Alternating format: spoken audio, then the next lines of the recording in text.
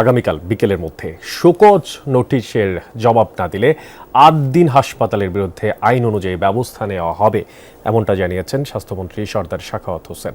দুপুরে রাজধানীর মিন্টো রোডের বাসায় এই কথা জানান তিনি। স্বাস্থ্যমন্ত্রী আরও বলেন, আইন অনুযায়ী শোকজ করা হয়েছে ৮ দিন হাসপাতাল কর্তৃপক্ষকে। বিষয়টি নিয়ে প্রধানমন্ত্রী তারেক রহমানের সঙ্গেও আলোচনা হয়েছে। ৬ নবজাতকের মৃত্যুর ঘটনায় বৃহস্পতিবার ৮ দিন হাসপাতালকে শোকজ করে স্বাস্থ্য বিভাগ।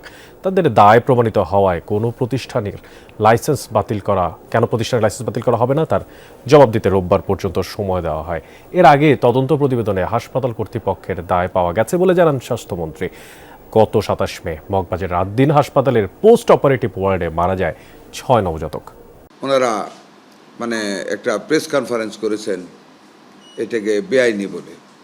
আমরা সম্পূর্ণরূপে আইনিভাবে আইনের ব্যাখ্যা দেখে, আমাদের হাসপাতাল স্থাপনের বিধি দেখে, আইন দেখে আমরা পর্যবেক্ষণ করে আমরা অত্যন্ত দৃঢ়তার সাথে আইনানুগভাবে আমরা অগ্রসর হচ্ছি।